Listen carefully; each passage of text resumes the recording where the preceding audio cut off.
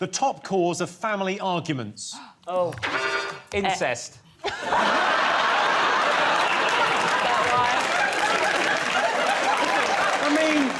mean, it's going to be a big argument, but I don't think it's going to be the biggest necessarily. Did you see that couple that went, they couldn't get pregnant and they went to the doctors to see why, and they turned out they were twins? What? It was a couple of months ago. They're twins. They were adopted, but they didn't know they had and they knew the same birthday, and everyone used to joke, like, oh, it's funny, because they used to celebrate it together. And then it's only when they went to try it, they couldn't conceive, that they found out. Oh, my God. That was always my biggest fear, when people say, oh, you date someone who looks like you. Who would you date that looks like you? No, I didn't know it was someone who looked like me. Is this what your wife looks like? Like, this is a picture of your wife? OK, so top cause of family arguments, and let's agree, it's not incest. In my family, it's Friends. What's your name? The TV show Friends. Go on. My dad has just retired recently and he started watching Friends. And I went round there the other day and he was sitting on the sofa and my mum went, be careful, your daddy's in a bit of a mood. And I said, why? He said, he's been watching Friends. So I said, what's the problem? So I went in there and said, what's up with this watching Friends? And he said, this fucking Chandler. He's doing my fucking Sweden. He said, I like the others. I like Monica, Ross, lovely pair of kids, credit to their parents. Rachel's lovely, Joey, even Phoebe, I could stick her. But he's always got something to say. You never get sick of smashing the geezer. But to watch an episode of Friends with him is a thing of beauty. Because he'll sit there and he'll be going... and Chandler will come in and go, did I not believe that? And he'll go...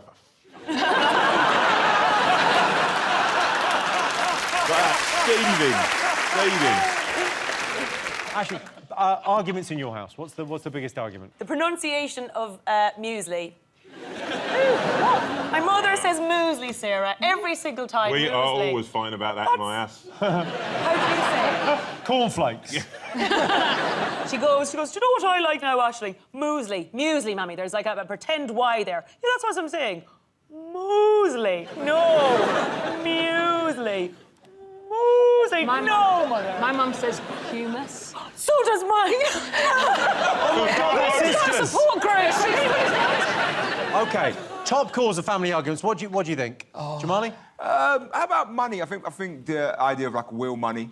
Like, when someone dies, who gets the money? Well, like, that's not... I'm like, you know... my grandma, like, I love her. She's dear to me, but she's coming to the end. I'm trying to, you know... We're thinking. Like, no, I mean, like, it's got time. Death happens, right? And, like, you gotta, like, you know... I think I deserve a car. Is it true you still live with your mum? Yeah. Oh, thanks for exposing that. I appreciate that. Yeah. But no, I still live with my mum. And do you know what makes it worse? Is I live in my mum's attic. Does she know you're up there? You know I'm there, yeah. Oh, well, that is something. That's not as bad as it could be. No, but yeah, I live at home. Rachel, what do you think? What causes fights in your house? Sometimes I get, like, an angry text from my dad that says, like, I don't even like sunflowers. And it turns out 2 months ago when we recorded Countdown, I said something about them and they've ended up on TV, or, like, my mum's been dogging or something like that. I think it's probably less about the sunflowers and more about the dogging, isn't it? Rob, what else causes arguments in your house? Being volunteered for something.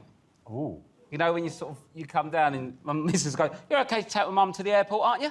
Well, no, but she's there with a coat on and a passport in her hand. Looks like I'm having a trip down the M25, aren't I? I don't understand the airport run anymore. With the event of Uber, I don't understand why you've still got to pick people up from the airport, but you do. The money. Yeah, because some people pay tax and have to get trains. Fair enough.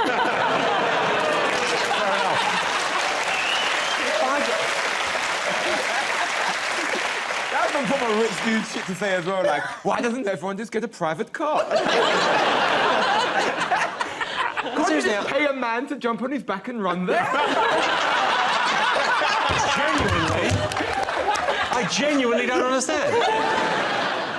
OK, so top cause of family arguments. I would say it's people being inconsiderate. Oh, like milk back in the fridge, empty things back in the fridge. You're in the right kind of area. Housework, dividing housework. And that's exactly it, yeah. A point. Cool. Yes. Right, and Sarah,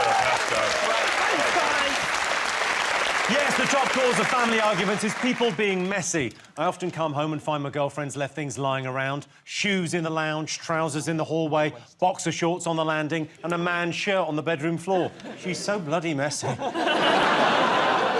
Most people think children today are given too much praise. True or false?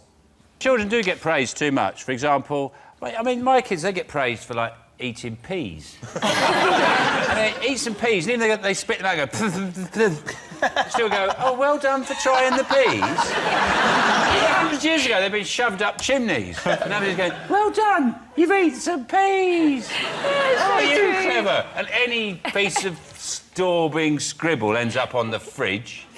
Anything, just be shit. You just go, what is that? What are you drawing, an amoeba? What the... Oh, Christ. It's a tiger or a house. I don't know. You don't know. And then it ends up on the fridge. In my day, it was either the Blue Peter Gallery or the bin. Yeah.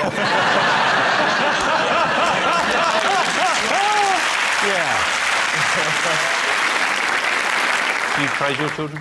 Yeah, I do. I encourage them because I want them to be confident, and I think children can really, I don't know, they can take everything in like a sponge, and then their confidence can go. So I think it's important to encourage kids. My perception's totally skewed by my old man. That's why I've got no, like, everything my dad's good at is the stuff I'm shit at, and everything he didn't like is the stuff I was good at, because I had to just be opposite to him. Like, he's got all the physical skills. He can look at a shelf and put it up, get up, slag, and it just goes up like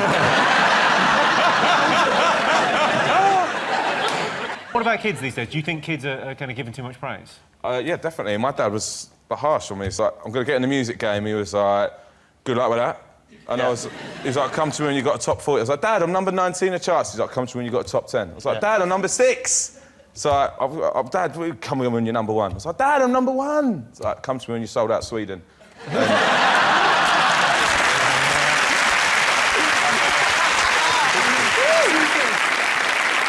My dad, he was quite interesting. He would give you some encouragement if, you know, on certain things. Like, he used to play that game. You know that game, Spine in a Sack? We used to play that. Do you ever play that?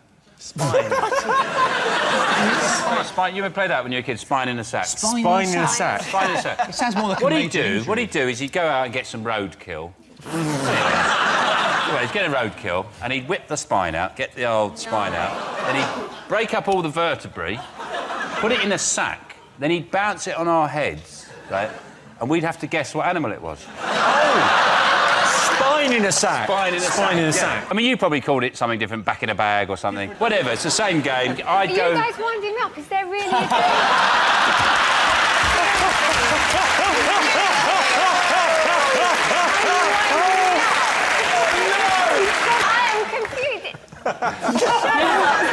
Used to do it, and I'd go, oh, is it chipmunk, Dad? And you go, don't be stupid, that's not even indigenous. How am I going to find that on a road? Harder, Sean, work harder! Do you never play it? No, I'm really shocked because I don't know if you're winding me up or not. I'd be mortified if my dad put a dead animal on his back and started bouncing it on my head. Yeah. This is in the 60s, I think my dad was taking a lot of drugs at that time. Honestly, I don't know what to think. No, he didn't know. I made it up for a joke. Very nice man, my dad. Very nice. He did play kidneys in a shoe, though, didn't he? John, what do you think? Most people think children today are given too much praise. What do you think? I'm with Louise. I don't really know what to think about what's happened in the last 5 minutes. Well, the thing is, if you praise someone, then they'll think that that's what they should carry on doing. Whereas if you don't praise them, they'll want to do more. So I'm all for saying to kids, that is shit. See, I feel out of place here because I've got a kid and I'm a loving father. Do you praise your kid? All the time. How old is it? Oh, he's a year and a half. He hasn't got a clue what I'm saying. Yeah. That's the one time when you can slag it off and it's just fun because it can't understand, so you go, oh, you shit everything, aren't you? I did, recently, I took him swimming and a kid that was only about 5 splashed him and he was only 5, but I lost my temper and went, you dick. Looking back, I'm 31. I should have probably handled the situation with more dignity. Yeah. OK, so most people think children today are given too much praise. True or false? What are you going to say, Sean? What do you think? I think you're right. I think they most probably think we should be tougher. Yeah, OK, we'll go true then. So you're going true. What are you going to go for, John? Let's go false. Make it exciting. Why not? I can tell you the answer is false. Yes! Yes, only 33% of people think children today are given too much praise. Children respond best to supportive praise and gentle encouragement, and if that doesn't work, lock them in their bedroom and tell them Santa's dead.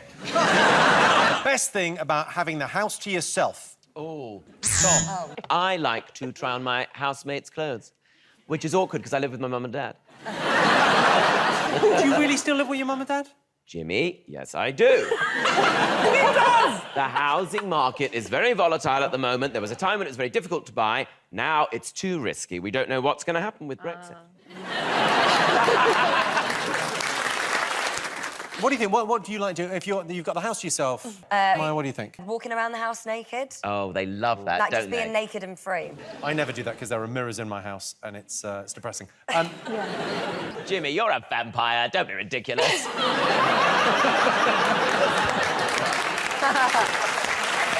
no reflection there.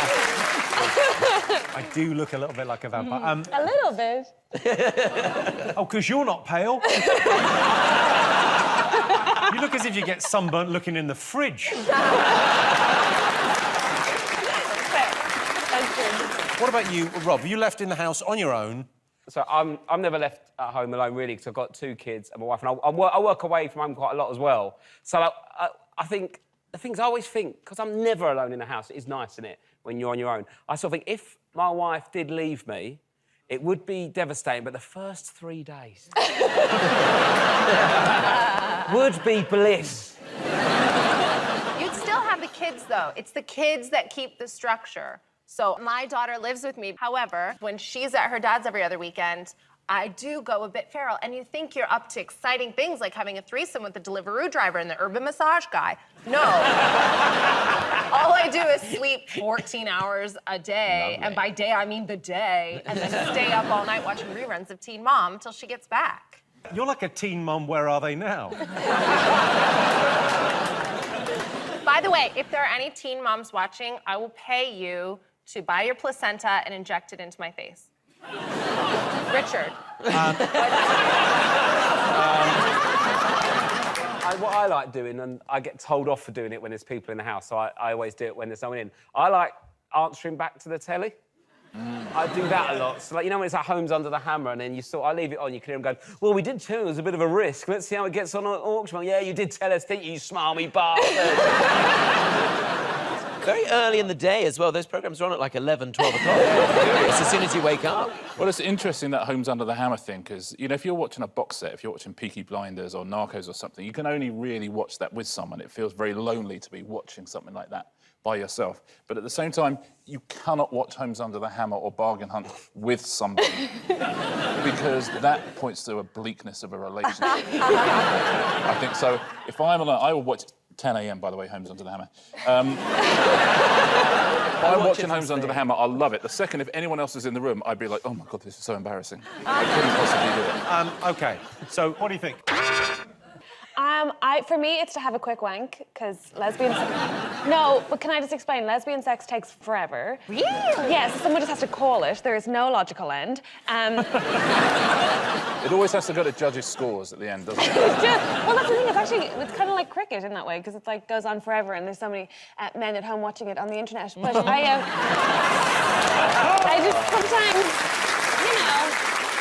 What was your term for it again, Catherine Ryan? Oh, scratching the record. Oh my gosh. That's so much better than finger blasting. No, it's not. Scratching the record's gentle. I literally don't know what any of you are talking about.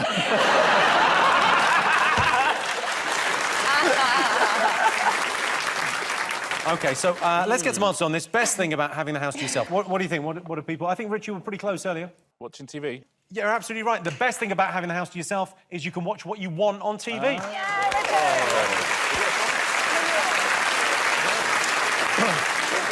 Yes, the best thing about having the house to yourself is you can watch what you want on TV. My nana's always home alone, or at least she was the last time I checked, but she was sleeping at the bottom of the stairs, so I thought, better not wake her up. Tonight, it's our panellists' job to guess the British public's top 3 most important moments in life. Sean Seam, what do you think's up there? What do you think? Loose women. Is it falling in love? Well, yeah. Come on, when did you first fall in love? Maybe 21. You see, I thought there was the one, because I'd read too many, you know, that kind of books and seen that kind of film where there's just one and that's it, and it's rubbish. If you're, you know, watching at home and people in the audience, there's 5. There's not 1. I've seen a lot of those films and read a lot of those books. One for every decade. You have one for... So I've done my 20s, I've got a nice one in my 30s, and then he'll have to go soon, because I'm 36. He's lovely, it's a shame. 40s, 50s, 60s, and then after that you just have, like, no strings attached sex with whoever's in the same home. You're such a romantic, aren't you? I am. And Lorraine, when did you first fall in love? Oh, probably about 16. 16? Yeah, Brian Kennedy. I can't tell you any more than that, but it was lovely. It was Why can't really you tell us any more? Because Is he I dead? don't want to embarrass... No, he's not dead. But I think first love is really important, and you can really not underestimate it, because it's really exciting, and because it's all new and you've never been there before, and I cannot it's fabulous. Are you wait. remembering it all?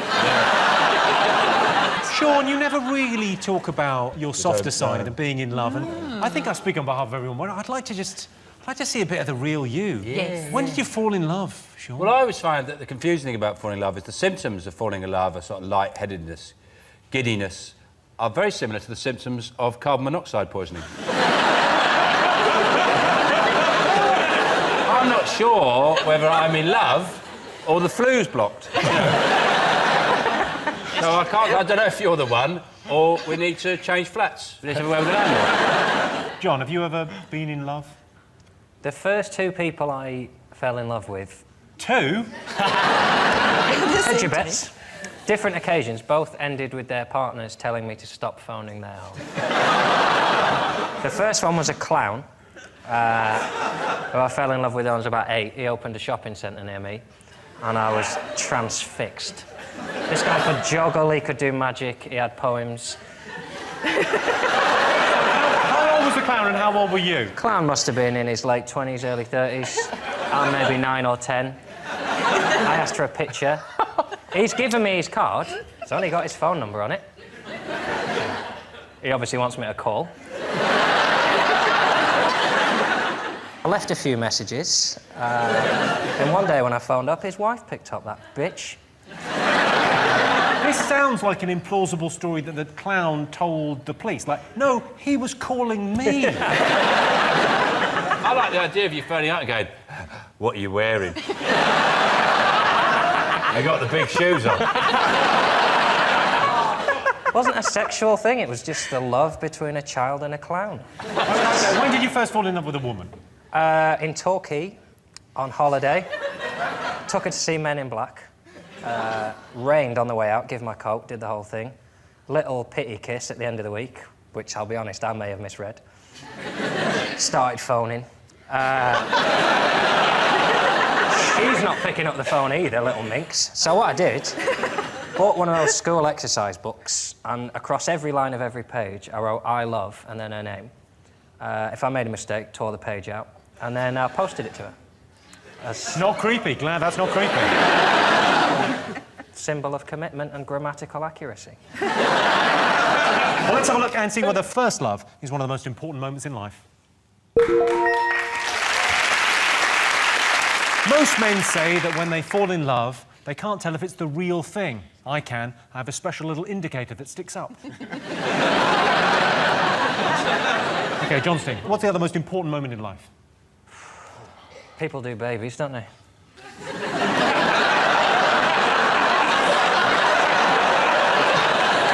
You made it sound like litter. I think the only reason I want to have kids is so I can look at other people's without being accused of being a paedophile. Like when you walk past a... I don't mean in that word. No, dig yourself out of this. I'd love to see this. He's got a shovel. He's on your marks, John, and dig your way out of that one. Sometimes you're walking past a playground. Sure. He's going deeper before he even starts the dig. Sometimes you're walking past a playground and you just want to be able to watch the abandon of children. It's like watching nature. It's like when you watch the leaves change in autumn. Sometimes you want to watch a kid on a swing and think, oh, I used to be on swings before I had jobs and before people judged me and before I wasn't allowed to be in a park. And then before you know it, you've been there half an hour and someone says, oh, which one's yours? You go, I'll go then. Fine. I'm not...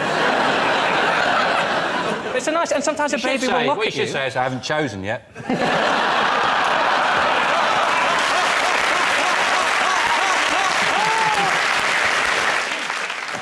sometimes they look at you, though. Sometimes you're on a train. They look at you. Weirdo, yeah? You're the weirdos for making it weird, weirdos. Sometimes you're on a train and a baby looks at you and smiles, just in a way a baby would, and yet you want, as a woman, if you look over and pull a face, you go, oh, it's the maternal instinct kicking in. She's just communicating with the baby. If I look over and go,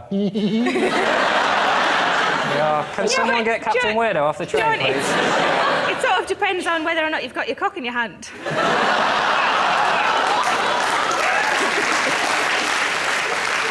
Dr. Christian, is there anything that we can do to get John chemically castrated? You haven't got kids? Absolutely no desire to have children whatsoever.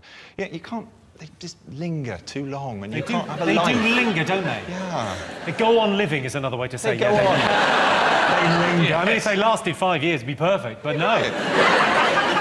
I never wanted kids, really. I just wanted one of those big American fridges.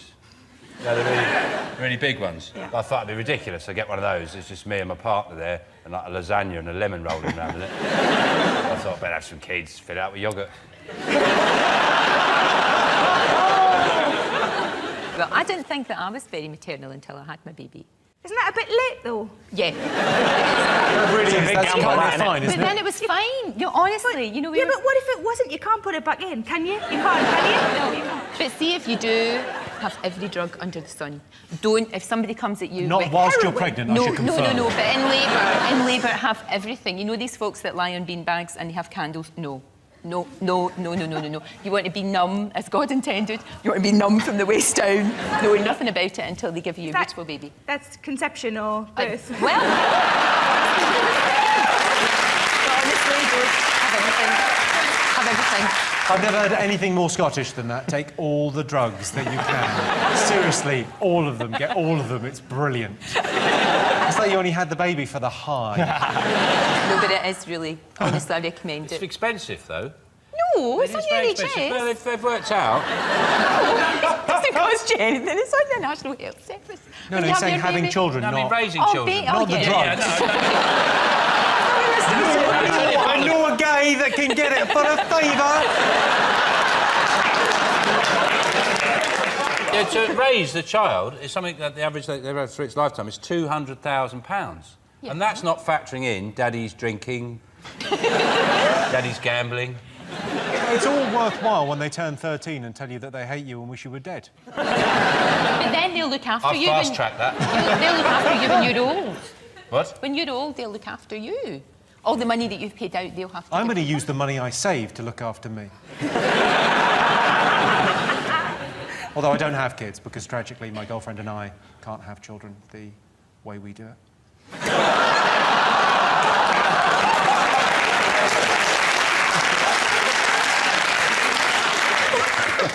Let's see whether having children is one of the most important moments in life. I have a feeling it will be.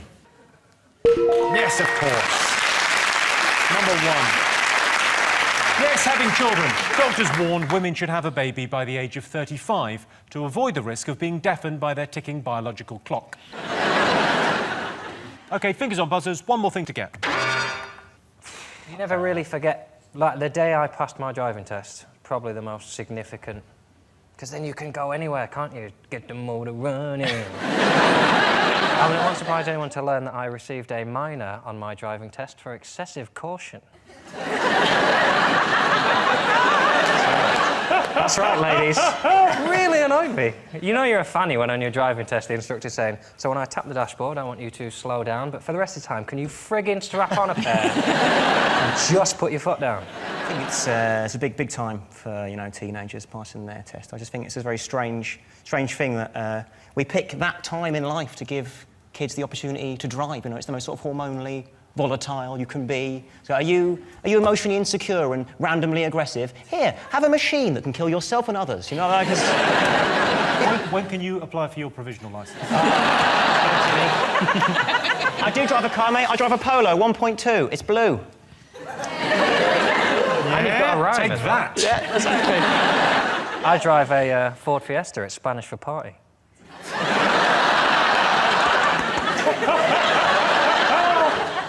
I feel completely left out. Do you drive? I've never passed my driving test. I took it once and failed it so appallingly badly, I said I'm never, ever going to drive again, and I haven't. I respect you for that. I think if you fail your test 3 times, you should be banned for at least 10 years. People think they have a right to drive, and they're like, well, I'll get there in the end. Well, you're clearly shit at this. You have to be told to stop now. Like, I failed 6 times, but then I passed on the 7th. Well, you're probably still shit. Do you drive, Sarah? Yeah, I passed second time. Apparently all the safest drivers are those who passed the second time. But I drove into oncoming traffic in my first one. But I didn't on the second one. But they don't teach you everything that you really need to learn to drive in the lessons, do they? They don't teach you, like, how to balance all your snacks on the passenger seat. Open the crisps when you're at the services, because it's difficult to open them when you're driving along. Yeah, but I can't open a bottle between my thighs. She can. Really impressive if it's one of those gross bottles. Shame the house here for that. I think there should be different levels of test as well. I think there should be a test that you can drive without the radio on, and then there should be another test where you could drive looking at a text, making a phone call, chatting to your friends, and then there should be a high-level test where you're so good you can have a few drinks. Okay, learning to drive. Let's have a look and see whether it's one of the most important moments in life. Yes, learning to drive. The Institute of Driving Instructors recommend taking 44 lessons before you attempt your test, in much the same way that McVitie's recommend you eat a lot of biscuits. Top thing your parents don't understand. Oh, why I'm still living at home.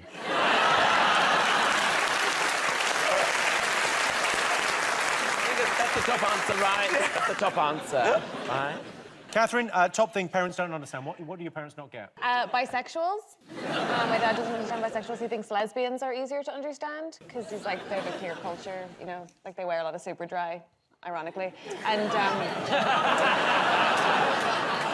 I get it. I find straight people easier to understand because they have a culture, don't they? They have those pregnancy scares and car boot sales.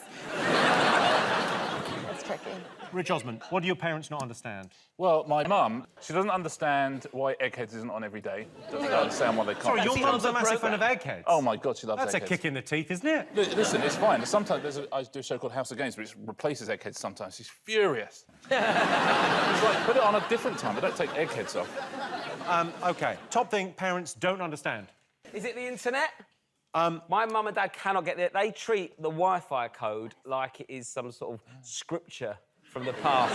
It's like sellotaped onto the back of a remote control. It's on the modem box. But it's sellotaped, it's laminated, stuck on the fridge. That's the code. Do not lose the code. Yeah. It's safe on your phone. Well, it's to do with communication. What do you think, Maya? Slang.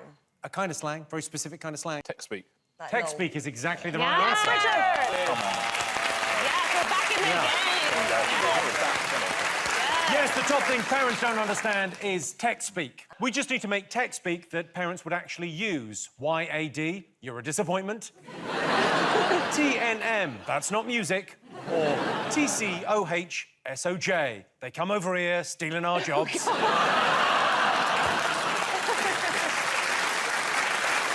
Go on. Spending time with your family. Yeah. Sorry, no, it's best things about Christmas Day. It says best things, so that's a weird answer to give. I like it. You like Spend time with your family? Yeah, it's good. I sometimes, on Christmas Day, you know, you're spending time with your family and, you know, you think about those people who are alone on Christmas Day and you think, lucky bastards, don't you? You think, I bet they get to watch the Goonies. All the way through, no All the way interruptions. through. It's kind of a euphemism, though, isn't it? Spending time with your family. It's kind of it's loaded with implication. Usually, people say they're going to spend more time with their family when they're stepping down from public life. Because I was caught wanking a tramp off at a bus stop, and so I'm going to spend more time with my family now, whether they want me to or not. They're not thrilled at the prospect. People stay too long Christmas Day as well. I don't mind doing a bit of lunch for people, but then they hang around. as if there's going to be more in it for them. They're never happy, are they? And then you get to, oh, it's 5, I suppose I'm better off from a cup of tea. Do you want a cup of tea? Oh, I love a cup of tea. I don't know, yeah. I suppose you want milk and sugar as well, don't you? Off you go. Really going to bleed this one for the next 4 days, aren't you? I can see it. I bet you play loads of board games and that, don't you, Jack? I bet you're a Well, actually, I don't play board games very much. Not really into them. No? Do you like a board game? I love a board game. At Christmas Day, Trivial Pursuit, get the Trivial Pursuit out. But my dad's rubbish at it because he, for some reason, he does 2 things. He always reads the wrong answer. That's what he does. He always reads the wrong answer on the other thing and then just carries on with his go. And that's quite annoying, you know. You saw, what's the capital of the USA? Washington. No, Jeff Hurst. My go. You're like, I don't see my family at Christmas. Hardly any of them, because they're always working, because they're all dwarves. Bring me the medal! But all the games are not really designed like that. You know, you've got the old board games, but charades, you know, you play charades back in the day and that. And these days, you can't really... I mean, you try and watch your nan playing Wii boxing, you know what I mean? It's like sweating her arse off. I think Nintendo ought to come out with a Wii knitting program so that old people can just pretend they're knitting and not actually make anything. And they can just email you the bloody jumper and you can say thanks so much and delete it and not have to wear it on the pub. Well, should we have a look and see what the spending time with the family is up there? Let's have a little look. Yes, spending time with the family is the best thing about Christmas Day. Some people say the most stressful thing about Christmas is deciding which side of the family to spend the day with. I'm lucky, really, because I'm an orphan. I mean, I wasn't until last Christmas, but they just pushed me a little bit too far. Best thing about being a kid? It's easy. Go on. You can shit yourself in public and no one bats an eyelid.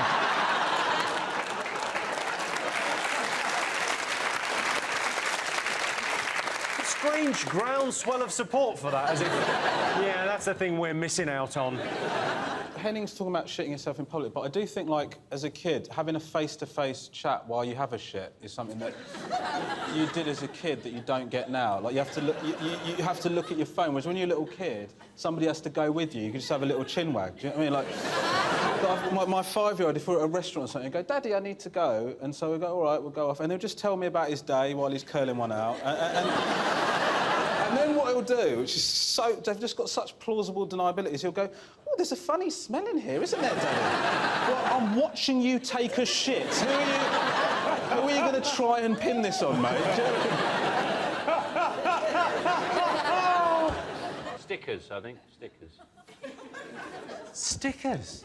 Stickers seem to have some kind of, like, magical property. And then around about, well, for me, around about sort of 12 or 13, they sort of lose their appeal. It must be something to do with the surge in hormones, cancelling out the enjoyment of stickers.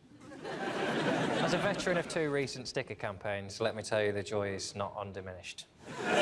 Maybe hormonally you're not fully charged yet. Well, maybe you're not actually properly an adult yet. Are you collecting stickers still?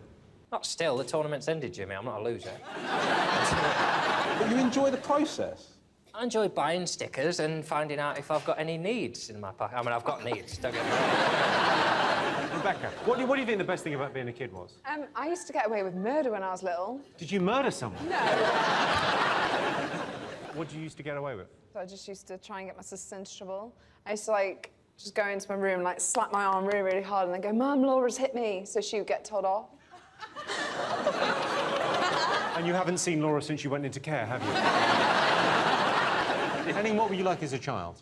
No, what was I like? Well, I was a lot smaller than I'm now. And then I grew into my current dimensions. And that was mainly all I did when I was little. Well, that's the first chapter of the book finished. Henry, what do you think the best thing is about being a kid? Being worry-free. That you have, you're not sure yet about all of the things that we worry about as adults. Gaza and ISIS and Ebola and... Henning. Yeah, they're the 4 big ones. They're the 4 things I worry about. John, best thing about being a kid? Not getting stiff. That was the best thing about being a kid.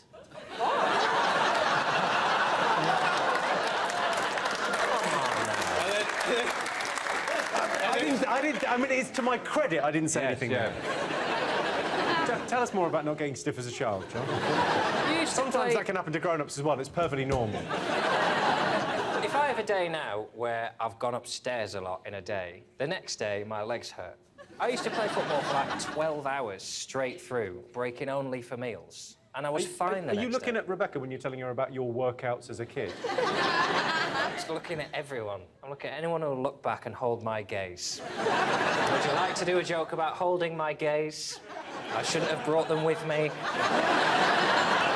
You never go hungry when you're a kid, do you? Because you can always dine from the head buffet.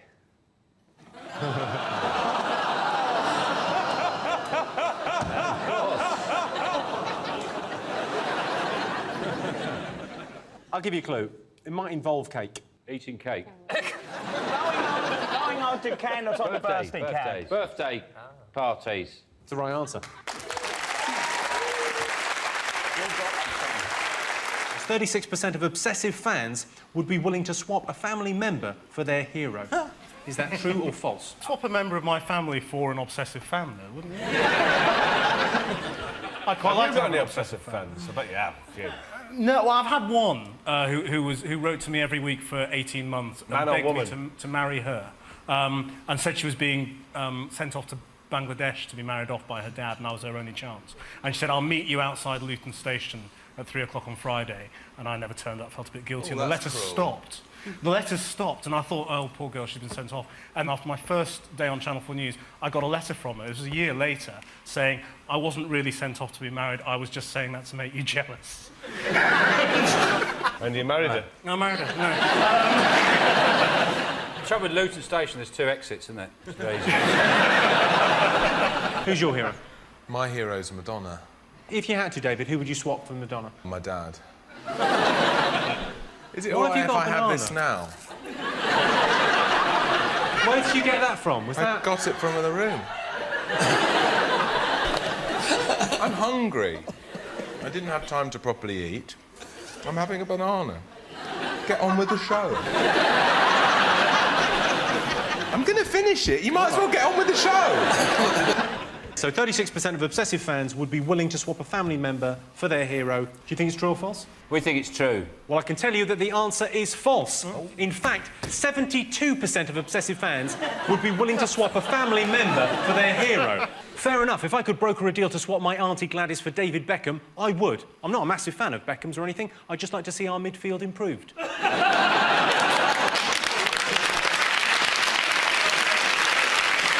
16% of Brits would steal a child's bike if it were their only means of getting home after a drunken night out.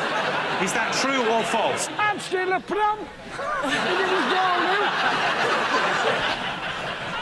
You'd have to be pissed to even try and ride a kid's bike, though, wouldn't you, really? You wouldn't do that, no, with them little streamers coming out of handlebars like that. You'll never take me alive, copper! Johnny, if you sat on a kid's bike, you wouldn't be able to see the front wheel. That's the beauty of it. God, and the posh voice is going, use your left hand and your right hand and allow gravity to send you home, fat fellow.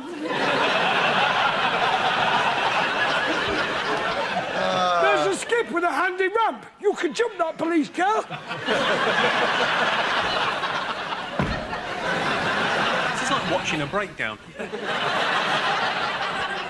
What do you mean, like?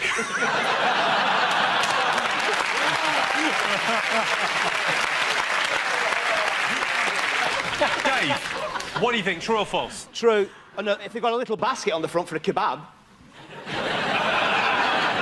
There's no like it in 70 with a snack. The meat starts to bounce up and you can catch it like a seal. Well, I can tell you, you're absolutely right. Hey! We got a point. Yes. We got a point. 16% of Brits would steal a child's bike if it were their only means of getting home after a drunken night out. How are the drunk kids going to get home? Steal a car, I suppose. So at the end of that round, I can tell you that Sean's team have 8 points and Dave's team have 3 points. Coming back to this. Most disappointing thing about being a grown-up. Oh, there's loads of it. Radiators. Talking to your father-in-law about motorways. Yeah. Reading to my kids does my nutting. Yeah, I'll back you on that. When Minna was little, I used to read the whole story, like Goldilocks comes in, and now I'm like, yeah, Goldilocks, the bears, like wankers, the end. What do you think, Sarah? What most annoying thing about being a grown-up? Well, you just get fatter and older. And the thing is, you don't think, have a you go honestly, at me, Sarah. you I mean, honestly... I'm trying to host a show here. It's no good for my self-esteem. The thing is, when you're a teenager and you think you couldn't possibly hate yourself anymore, and then you just get fatter and older from there, and you keep looking back at old photos, because now they're all there on the Facebook going, I was fine. Yeah.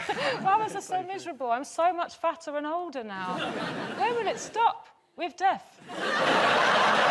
Night, everyone! You'll find a way to... Oh, sorry. That's right, Maisie. She needs to be stopped. Is it that you don't use a parachute nearly as much as you thought you were going to from school? Yeah. Like, because if you're furiously, like, wafting a parachute when you're a grown-up, it means you're about to die. But back then, it just meant that the teacher had forgotten the lesson plan. You did this at school? Yeah. Is that a thing? Yeah, you'd come into the gym and they'd go, grab a bit of the parachute. We'll hold the parachute and, you'd go, just have a flap about. Yeah. And then there was a game where one kid would get under and one kid would get on. It was called cat and mouse, and the kid on the top just had to find the kid under just by whacking bits of air until eventually it was like, got you, Neil, and Neil...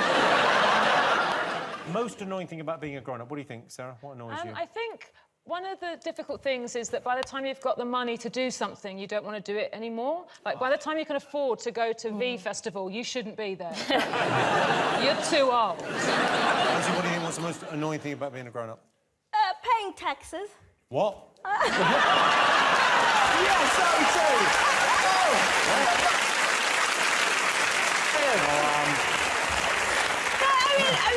It's literally kind of what she said. It's like once you're able to afford stuff, you get a letter in the post that says, no, half A of letter in the post? I had a knock on the fucking door. Russell, what do you think? The loss of romance as you get older. And this is when you know the romance is dead, when your partner farts in the kitchen and you think they're speaking to you. What was that? You love me? The only thing worse than that, and I genuinely do not understand couples that do this, have got to the point where one can sit on the toilet and have a poo. No, don't laugh. One can sit on the toilet and have a poo while one's in the bath, like in some foul shit sauna. I would fall out of love with someone if I ever saw their poo eye. Poo eye is... How was your day, darling? I've been under a lot of pressure lately! Well, thank you for sharing. There are couples in this room that do that. Do any of you lot do it? Have any of you? No. I've never had a shit in the bath, no. Ryland, most disappointing thing about being a grown-up? I think, especially as a man, it's like when you look at yourself in the mirror, like after you've got out of the shower, and you start to realise that your willy is now higher than your balls. Do you know what I mean? Your ball's now longer than your dick. My balls are lower than my penis. I'm very lucky because I've got tiny balls. That's the wrong time to look, because the heat of the bath makes your testicles get further away from your body. So that's the worst time to look this. If you were colder, your balls would be closer, because they need to be a different... No, but... Go on, I'm all right. So is it best to look at your balls when you're opening the fridge? Good lighting and it's cold. OK, let's get some answers. That realisation that there is not an X factor spot in life. If you just want it enough, if only you dream about it enough, it'll come true. There's no X factor spot in life. Yeah. Yeah, I mean, you couldn't have got that any more wrong with present company, yeah. You're not going to go on some reality TV show and make it, other than... OK, most disappointing thing about growing up. I think you almost got it with taxes. Did I? Almost. Oh. Related. Paying bills? That's exactly the right answer. Yeah. Of course, these days, a lot of young people save on bills by getting their gas and electric from the same provider, their mum.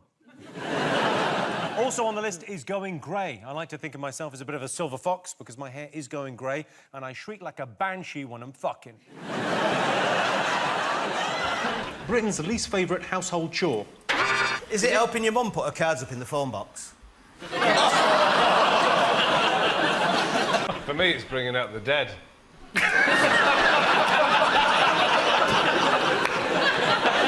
least favourite household chore is... Bringing out the dead. Or, you know, when they go, bring out your dead! Bring out your dead! You're like the most fun uncle ever. I'm going to face this way for a bit. I love looking at colours going by my eyes. There's brownish red and green and yellow. Surrounded by some blue squares and a purple central area.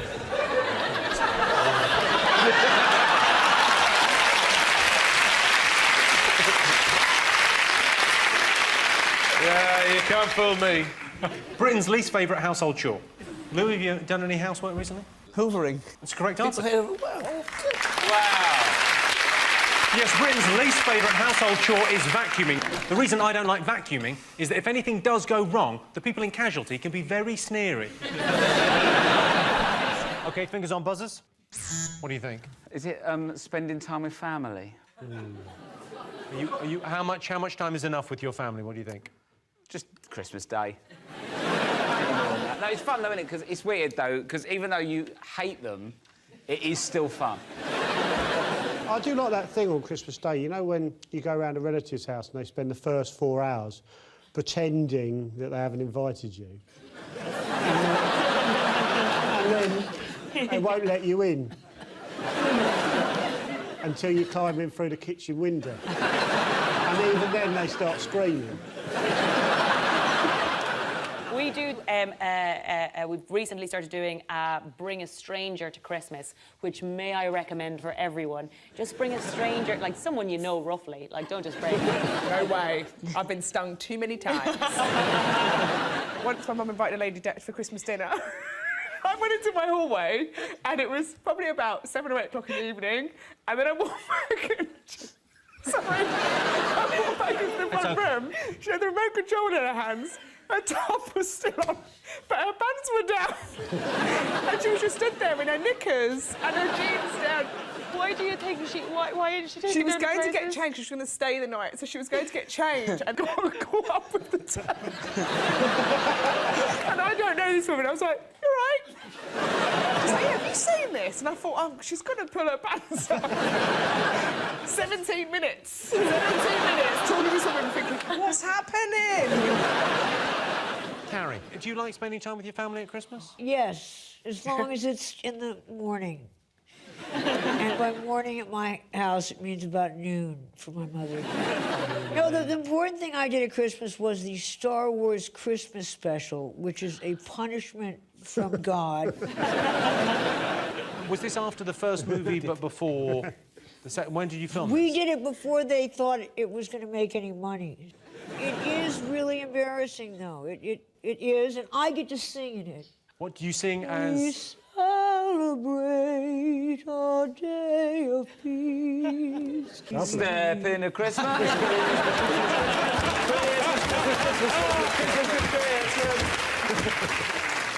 I heard you once spent Christmas Day with Michael Jackson.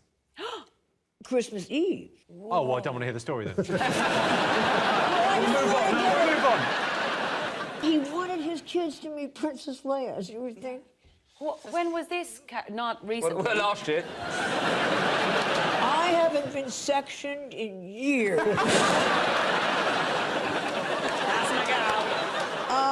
No, not that recently. So you got a call from Michael Jackson? Yes. And is it him on the phone or is it someone going? It's actually him. And he says, "Want to come round?" And did he own the Neverland Ranch at this stage? No, but I went there. Did you? He had the beginning of Disneyland at his house. It says Disneyland with all flowers, and then there was a train. Oh, yeah, I've seen footage of that. Yes. Yeah. Wow. And then he had rides, and this was for his kids. And then he had a room that he danced in at night. Don't you laugh! He's a national treasure! But just why the night? Did he have a day dancing room? All by himself, dance What time is it? all night. 5:30. I'm not dancing in there, yeah? Bloody idiot. He was very odd. Is he the strangest person you've met? Because you must have met everyone, God, I mean. no. I met Nixon. When did you meet mother's Nixon? fault. I said to her, I will not go. I want him impeached. She said, I will take away your credit cards. I said, I'm coming. That sounds like a very functional relationship. Oh, it was brilliant. I was 15 years old, and we went to the White House, and I got a picture sent to me later of Nixon and my mother, and it said, may all your dreams come true. And I wanted to write him, I dreamt you were impeached. I was such an edgy kid.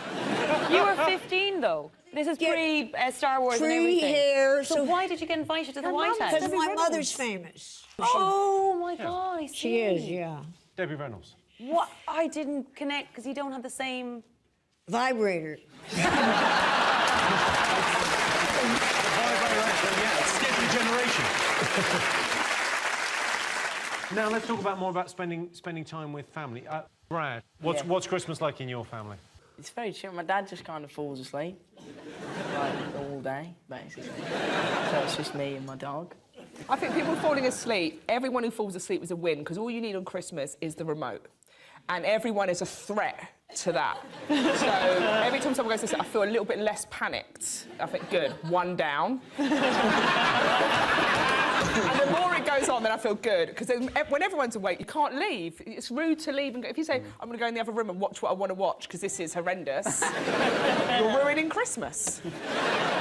Can I show you a thing I've invented? So, like, say, James, give me a tap on the shoulder there, like we're in a bar or something like that. Just give me a... Oh, hello, James. How are you? Well, what is this, then? Christmas brings out the worst in you. I really... You know what? You're too young. Yay! You know when, like, your relatives get things wrong? My dad once went, who's had a kiss under the camel toe? I was like... OK, let's see if spending time with the family is up there. Of course. The thing we like most about Christmas is spending time with family. Nothing beats the feeling you get when your family arrive on Christmas Eve, except the feeling you get when they fuck off again on Boxing Day. Most useful thing Brits have learnt from their parents is that locks on the door are very important. It's Christmas 1992. I'm still not ready to talk about it. Things I saw in that room, Jimmy. Yeah. You can't unsee them, but you know they weren't wrestling. Is it like the birds and bees conversation? Because like British people are quite prudish, aren't they? So I think they're quite... Cause my parents are very efficient with that conversation. They really scared me about like, contraception and stuff. Like, even now, like, I'm on the pill, I've got 3 condoms on and a coil up my arse. What's the best thing your parents taught you? So my mum always taught me that to do my own washing, cleaning and ironing. Otherwise, I go out dirty, creased and hungry. From an early age, I learned to look after myself. Honestly, Stacey can go away for weeks. I can keep the kids alive, I can clean the house. I can keep the kids alive. Yeah. Stacey comes home, one of the kids is in the sink eating soap. we went Winter Wonderland. Right. And literally, we got to the top of the road and realised we forgot the baby. Forgot the baby. So one there were other people in the house, though, weren't there? There were 2 strangers in the house doing some building. I can confirm that. I saw that on Stacey's Instagram. You did you forget see the it? baby. Yeah, he did. Forgot the baby. Catherine, did you learn anything from your parents? When I was growing up, my mom told me I was bullied, and she said, oh, the bullies are just jealous. I was like, girl, I know. I really believed that because I was bullied, it meant I was famous and everyone was obsessed with me. And, like, I really thought that. They'd, like, throw paper at my head in class. I'd be like, who should I make this out to? And thank them for their support. Because the only other place I'd seen women victimized for their looks was in magazines. And then when it happened to me, I thought I had arrived. Like, I really loved being bullied. I was like, haters gonna hate. I loved it. You were going to do great on this show. I know. Maisie, what do you think? My dad's like a proper Yorkshireman, so he speaks like once every 3 days. And when he does, what he says is so basic, you wonder if it's actually quite profound. What sort of thing? Well, he'll just sort of shuffle into the lounge and go, it's going to rain at 2. It's a most useful thing people learn from their parents. Jamali, what did you learn from your parents? My dad always gave me weird advice. My dad was like a kind of real East End dude from Leighton. And when I was 14 years old, he sat me down and he goes, if you ever take ecstasy, take half. And that was his advice. That was his whole advice. You ever take What solid advice there, kids. He goes, yeah, take half, see how you feel. It might be a dud, you might have to take another. That was I don't want to criticise, but better advice would be a full MMR jab. OK, so most useful thing people learn from their parents. What do you think the answer is going to be? Self-defence. Self-defence? Yeah. Your parents were coming at you, and you had to roll into a ball like a hedgehog. No, but I was one of 4 girls, and so we went at each other. But stop it, Jimmy!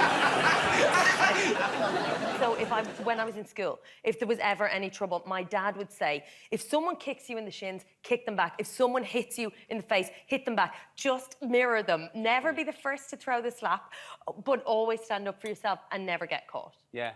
My dad used to say, don't start it, but fucking finish it. Yeah! And never talk to the police. OK, so, well, Joe, you were pretty much there. It's what your mum taught you. Cooking. Cooking is exactly right. Cooking? Yes, the most useful thing most Brits learn from their parents is how to cook. Also on the list is how to shave. Thanks, Mum. Never been smoother. 43% of UK kids worry that their parents what? Might get back together.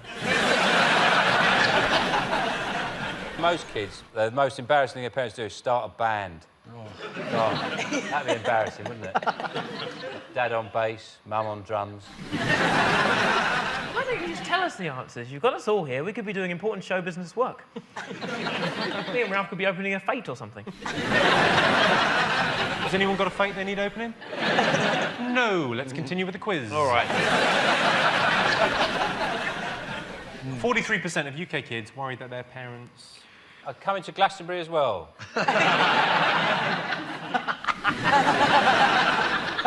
You don't recognise me, I've painted my face.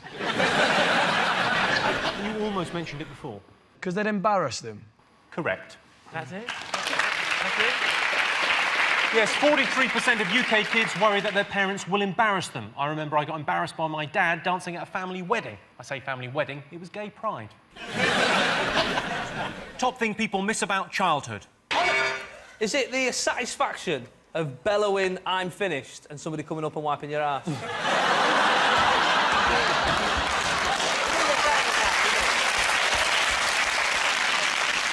I did that today. My daughter could quite easily do that herself. But she says, I'm ready, I'm ready.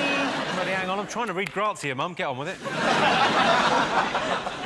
Is it limitless possibilities? My mother told me when I was a kid, she asked me what did I want to be when I grow up. And I told her I wanted to be a fire engine.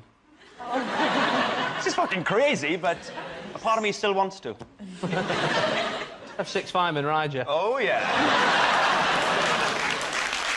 No, I miss most of all scabs. Yeah. I get 2 to 3 hours out of a couple of scabs. To me, it was the PlayStation of my day. Get a scab, you just get it going and lift it right off. Just so it's almost sort of hanging off like a saucepan lid. Just keep flicking it. Did yours taste like bacon? No. I miss maths homework. You're literally the only person in the world. Do you know what I like about being young, and small anyway, is that there's no small talk. No sort of chat about how are you, what are you up... People come up to me now and say, what have you been up to? I think, well, what do you think? Eat, sleep, drink, I killed a moth, whatever. When you're 9, you go cycle around to your mate's house, you knock on the door, opens the door, you go, do you want to come for a bike ride? And he doesn't say anything, he just goes, no. And you go, all right. Top thing people miss about childhood. Playing out? Playing in the street. That's the right answer. Oh, boom! Yes, the top thing people miss about childhood is playing in the street.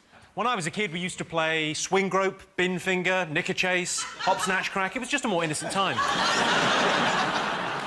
Top word or phrase associated with dads. Hard-working or... Hard working. You're having a laugh. Almost exactly. Lazy. Lazy is exactly right, yeah. Yes.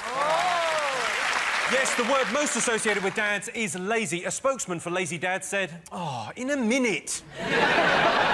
What have the nation been talking about this week? Lots of different things, haven't they? Yeah, But well, my well done, decision, Carol. I mean, that's... We could probably just end round one there, can we? Mother's Day. Mother's Day? Mother's Day, yes. Well, you're a mum. I am a mum, and I actually have a mother as well. Yeah, which is remarkable. Fascinating stuff. We're all... We chat about all sorts of things, my mother and I. Do you? What's the weirdest conversation you've had with your mum? Well, it was actually last week, because I got my daughter, picked her up from uni, and we went into Nana's, and... Nana's like Nando's. No, Nana's my mum. Oh, OK. Nana's my mum. Yeah. And she got her iPad out, and my daughter goes, "What's that, Nan?" She said, "You're on Facebook." "Nana, that's my account." And my mum is stalking my daughter's Facebook account. She says, "Oh, no, I've got hundreds of friends on it." She said, "No, they're my friends, Nana. They're not your friends, they're Your my Nana friends." is stalking your daughter as well. We should get together and talk. She said, "Oh, I go to bed half an hour early and I read up about all these different people." What's this thing here? I think she might mean Tinder. I want that face thing. No. Yes. Sean, do you celebrate it in your house? You got kids? Yeah, I hate Mother's Day because I've got young children, so they don't. Obviously, they don't do anything. I have to take them out. If Mother's Day's crap, it's my fault, not their fault. I'd like to leave it entirely up to them. You know, nothing to do with me. Do you get the kids to cook them breakfast? Yeah. And I don't interfere at all. So it's eggs fried in washing up liquid. So no, this is what their breakfast is. Eat it. What I like to do, if my wife says, "Where are the kids' presents for Mother's Day?" I said, "I've hidden them." And what I do is I hide them under a pile of ironing. Treat. To go and during the course of the week, you'll come across them. John, you're very close to your mum, aren't you? Yes. That will surprise no one. Got her a very funny card this year. It said, "Mums know the benefit of cooking with wine. Sometimes they put it in the food." And it's funny because it implies she has a drink problem. Fern, do you find it difficult buying prezzies for your mum? Yeah, one year when me and Mum had our annual Mother's Day fallout, it was because I bought her one of them funeral cards instead of Mother's Day. What did it say? "With deepest sympathy." Sorry you got me for a daughter. Henning, is Mother's Day on the same day in Germany? Well, Mother's Day is in May, but it's equally awkward. Because there is just no right present. Because if you ignore it, well, then obviously Mutter is furious. But then, if you don't ignore it and give Mutter something, she goes, "Well, and why aren't I treated with any respect for the rest of the year?" So it's a no-win situation. But You could treat her with respect the rest of the year. That might... I mean, it's just a thought. I'm just throwing that out there. Yeah, it's too late for that now. I read that mothers just want a bit more sleep. Yes, that's the number one thing they say they want. We're all conscious of giving them cards and flowers and... Actually, they just want to be left alone. They just want to be knocked out for 24 hours. God love it. Well, I don't, because every year there's a survey that says which towns spend the most money. It's meant to make the rest of us feel bad. Is it Liverpool this year? Spend the most on them. Well, all that means is that mothers across the country say, "Don't get me anything." And mothers in Liverpool go, "You better spend 50 quid on me, you little shit." They might get 50 quid's worth of goods, but they haven't spent it.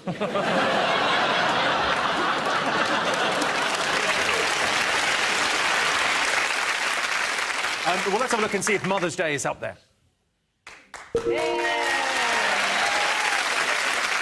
Best thing about living with your parents? Oh, it's washing them, isn't it? For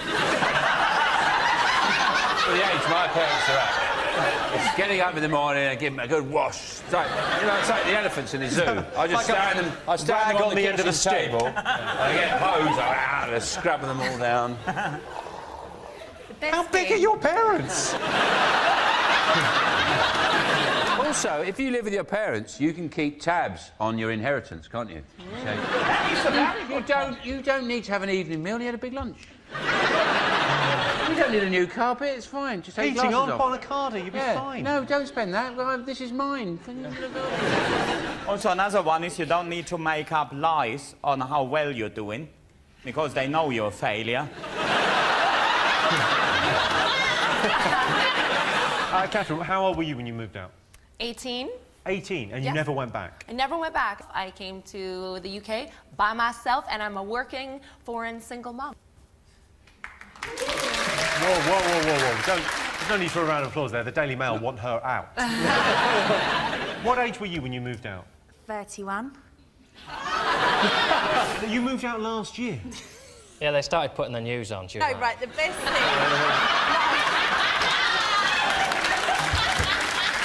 You moved out last year? Well, the best thing about living at home with my mum and dad was I used to ring them from the bedroom and say, can you put the kettle on, and stuff like that.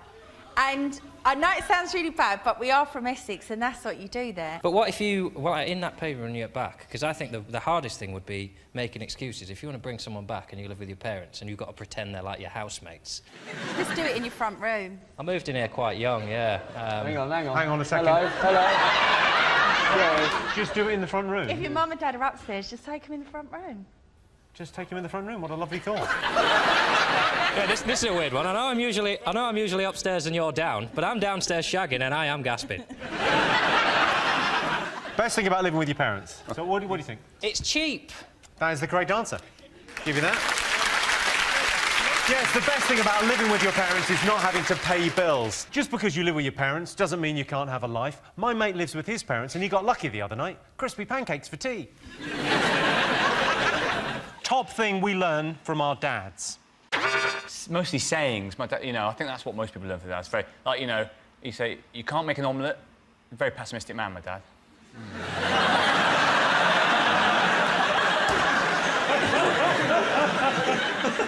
How to read? My dad taught me how to read by reading Benji the Squirrel. You can't read. Only just. Benji the Squirrel. Benji the Squirrel. Go on, prove it. What happens in the end? OK, well, he gets the nut. Is it not, no matter what time I get up, it'll always be afternoon? Like, no matter what time, you'll always be after your dad. It'll be like, afternoon, son. Yeah. Afternoon. Even at 6 o'clock in the morning. Yeah, it's like, it's half eight, Dad. Afternoon. I've only been to the shop, got the papers. I remember when I was about 12 or 13, friends are very important to you, and my dad had 4 kids, whatever. I remember thinking, you never see his friends, because he's just busy, he's working busy. I said to him, Dad, where are all your friends? He said, well, they're doing exactly the same as me. So they're sitting down after a hard day's work, having a whiskey and answering stupid questions. Top thing we learned from our dads. I think it's quite an obvious one. Go on, have a... Is it DIY? Correct. The right answer. Yes, the top thing we learned from our dads is DIY. Every Sunday morning you could hear my dad banging away in vain, trying to coax some life out of the old boiler. And then he'd give up, go upstairs and fuck my mum. So the question is, 23% of parents think their child has an extraordinary talent. An extraordinary talent. I don't know, what is an extraordinary talent? Well, they think they're a fabulous singer, fabulous dancer, just talented. 2 of my kids can fly. And the other one can't. The other one, it turns out. Yeah. That so went I badly. don't let the other 2 fly. I say, you'll just upset the other one. whatever its name is. When he's out there, I go, go on, fly. He's coming back in. So, yes, if you call that extraordinary, then, yeah, guilty as charged. Jodie, what do you think? I think so. I think, all parents love and adore their children. Mine are only 5 months old, so I don't really... One time I went to change a nappy and she sneezed and everywhere. That was fun. And he went... It was amazing. I went, oh, that was extraordinary. Just remember what my other kid can do. The other one, the one who can't fly, though, can do something quite extraordinary. What can he do, Sean? He can walk on one hand, like that, on his fingers, like in cartoons. And I tell him, don't do that when the other 2 are in. But that's it. can't read or write, either of them. 23% of parents think their child has an extraordinary talent, so you're going to go for true or false? Sean? True, yeah, let's go true. Yeah. OK, you're going true. What are you going to go for? What do you I reckon? think false. False. False. Yeah, we'll go false then. You go false. I can tell you the answer is false. In fact, 42% of parents think their child has an extraordinary talent. I tell you who I think was a talented child. Do you remember little Michael Jackson from the Jackson 5? He was incredible, wasn't he? Whatever happened to him? Oh, right, OK. Did he? And then 40 million albums. And then? He did what? Yeah, everyone likes children. Oh, I see. But I could go and see him live? All right. Well, I better just kick on then. Scariest fairy tale character? The scariest thing that I remember as a kid is a child catcher from Chitty Chitty Bang Bang. Yeah. That is in there, I think. Played by Madonna, wasn't it? Madonna, then. Lots of people say. First roles. Is it Hannibal Lecter? I remember my dad used to read that to me every night. And he said, and he ate his liver with some fava beans and a nice Chianti. Good night. I tell you what, the other one I ate, Jill from Jack and Jill. She was a clumsy bitch, wasn't she?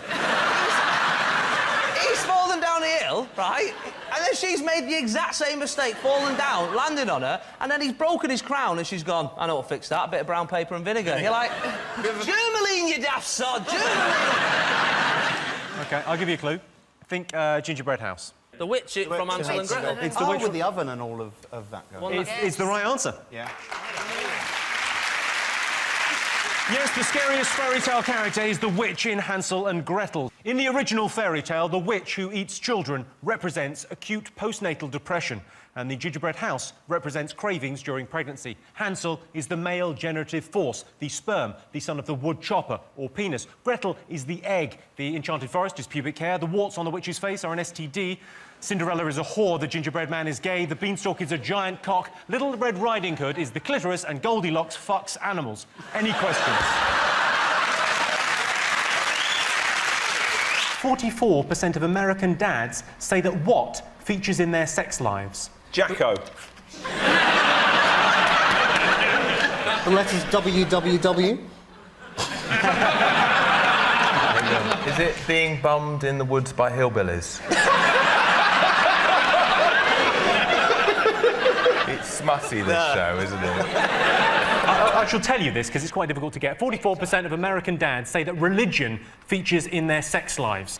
Would you prefer your child to be academic or popular at school?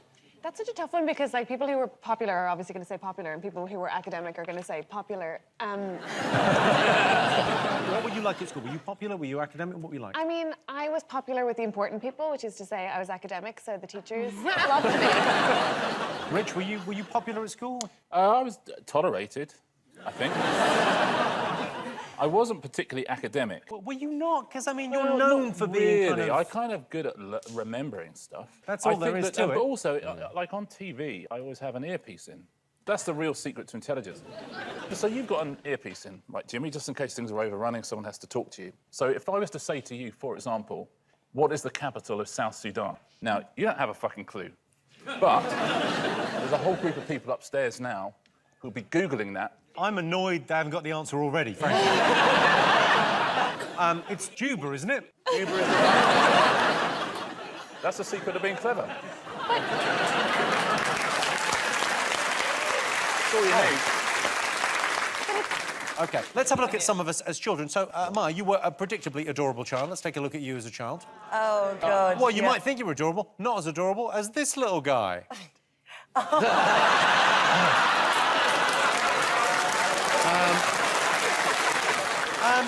Couple of little digs earlier about obese children, Rob. No, did you? I was once. I look like a frog from Fukushima. I've not seen that photo. God, I can imagine why I burnt it, I think, when I got it.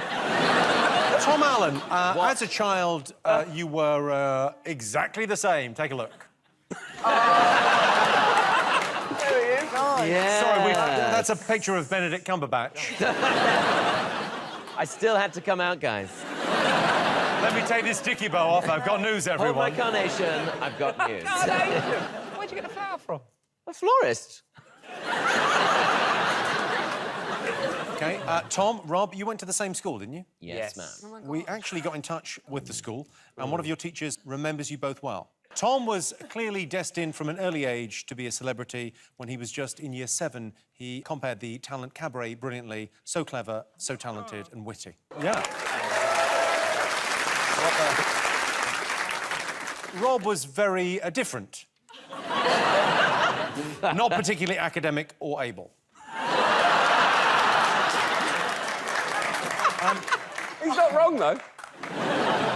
It was weird at our school because you was only popular if you was good at fighting or football, or you was fit.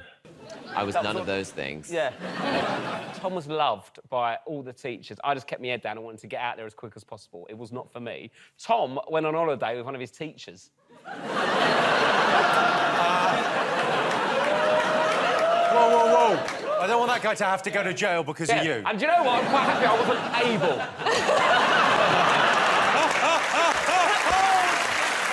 Just go choir trip to Germany, Rob. Stop over-egging it. Well, look, should we test who got the most out of school? Let's have our very own spelling bee. Oh. Yeah. Come on up. It's be fun. OK. I've never watched a spelling bee in my life. Spelling bee, right, you stand there. Not American. B-E-E. Face each other. Right. Sorry. Face each other, OK. Now, we've upped the ante a little bit. Yeah. So if you answer incorrectly, I will give you an electric shock. Oh, done. No, you'll be fine, don't worry about it. OK. OK. I do really need a wee. It's another... Imagine if I just pissed myself here. And then we'd all be like, no, we won't tell anyone. Oh, fuck off! Thank you. Oh, fucking hell! Does it really hurt? It's got a badger going up my arse. Does it really hurt? No, it's fine. It ain't nice. I'm quite... I didn't like that at all. I thought you'd be into it. OK. Can we have some tension lighting, please?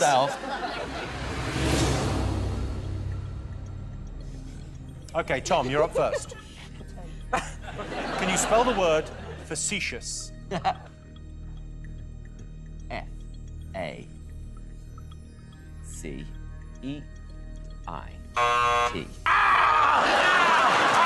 Stop, Jimmy, no! That is incorrect. The correct spelling of facetious is F-A-C-E-T-I-O-U-S. There's no way there's a T in there, is there? You want to try again? No. OK. Next one. Rob? Yeah? Manoeuvre. Don't fucking give it out like you know what's going on. I love that. Even Rich Osman went, oh. Yeah. Good luck, Rob. Manoeuvre. M-A-N... Take it, Rob. O-U-R-V-E. Oh!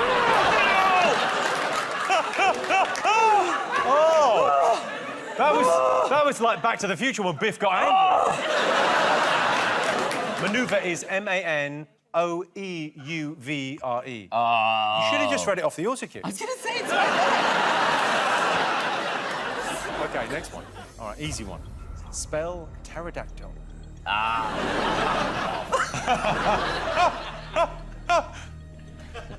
P. P? Oh, yeah, sorry.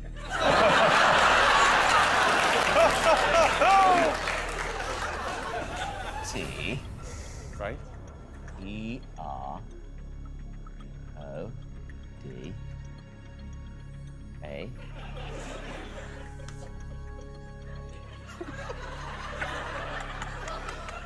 T.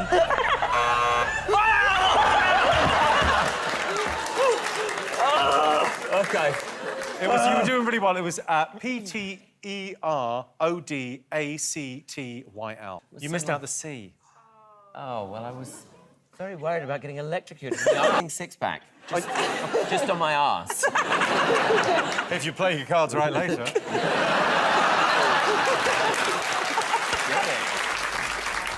Rob? I feel so sad. I've got the posture of a dog at Battersea.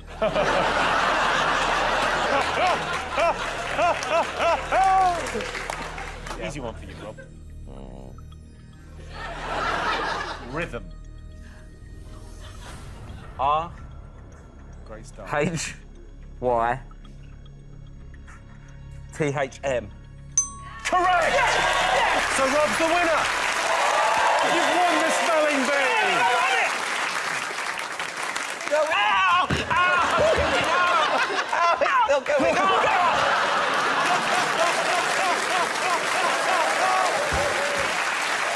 Okay, come on back. I thought Tom would be straight at the end. It was like some sort of horrible gay conversion therapy. Oh my God. Was that you being straight? Oh my God! I can't believe it! I think I'm literally straight. All right, so we're going to get some answers now. Would you prefer your child to be academic or popular? What do you think, Maya? I'd prefer them to be academic, because then they have more job options. What would you want them to do? What would be the ideal job if you had a kid? Someone that flies into space, astronaut. Were you, and I'm going to ask, after you've just said someone that flies into space, whatever that's called, astronaut, yeah. Academic, popular, what were you like at school? I wasn't very academic. I was like the performance child that like was really into drama and dance and all those kind of things, but everything that I actually had to think really hard about, rubbish. Fair enough, it's worked out brilliantly. Okay, yeah. If any of your teachers are watching, fuck you. Yeah. OK, all right, so let's get some answers on this. So would you prefer your child to be academic or popular at school? What would you think? I mean, to be honest, I don't really care. I'm quite a hands-off dad. Ultimately, though, the really popular ones at school are quite annoying, weren't they? So I'd go academic. You're going to go academic. OK, what would you go with? Catherine? I don't want clever kids, Jimmy. Clever kids cost you more. They want to play instruments and go to college. You can have the thick ones earn in at 15.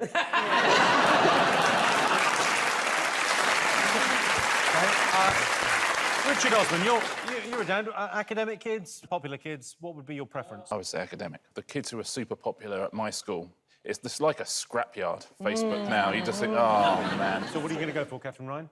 Well, as the most popular girl on this team, I'm going to go against these nerds. I'm going to go with popular.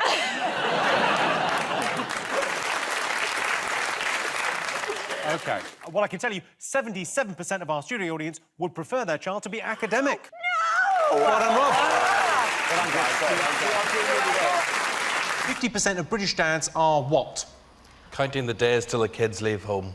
Are your kids going to be watching this? Is it 50% of British dads are crap at putting shelves up? Because I am. Just awful. My wife said, put some shelves up, and I went, no, you want them straight and everything. I know you're like... I'm not proud of this. I went to the library to get a DIY boot, and I said to the one behind the counter, I said, have you got any boots on shelves? She went...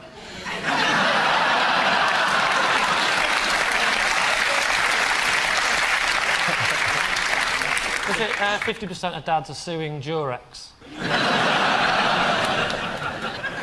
Not necessarily Durex, it could be any of the rubber Johnny manufacturers. There's a new promotion for it. I don't know if you've seen it in the chemist at the moment. It's a brand new promotion. It's for condoms, and it says, no, new shape. What new shape? Is that who works at Sellafield? It's not... I'll give you a clue. It's something to do with having babies. Tired, sleepy. Claudia, you said sleepy. Tired, exhausted. I'm going to give you a point. It is, in fact, 50% of British dads are sleep-deprived. Well, they have to wake up 3 times a night to tell their wives, it's crying again. Top reason people are jealous of their friends. I've got a mate who works at a Marmite factory. Yeah. He's always the talk of the town, so... Yeah. Some people love him, some people... No, we all love him.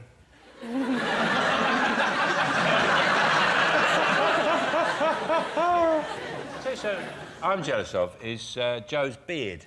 I can't grow a beard. Me neither. I can't. And if I in 2 weeks, I just look like a sort of really old tennis ball. Patchy and bits there. I mean, you could just probably knock that out in a couple of hours, can you? Yeah. You're looking at that through rose-tinted glasses, though, because Joe can't go to playgrounds, for example.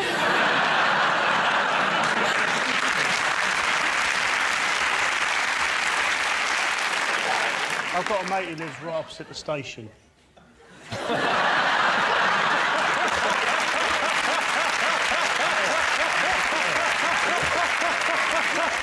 You can see the trains coming in. Living the dream. Living the dream. I've got a mate. You're going to hate this with a padlock on his shed.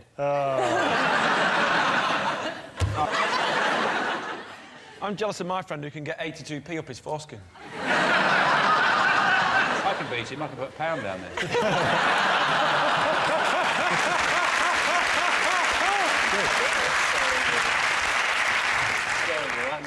Are you jealous of any of your friends? I can't get up in the morning and I'm just a really lazy person. I'm jealous of her for not having to get up in the morning. There you go.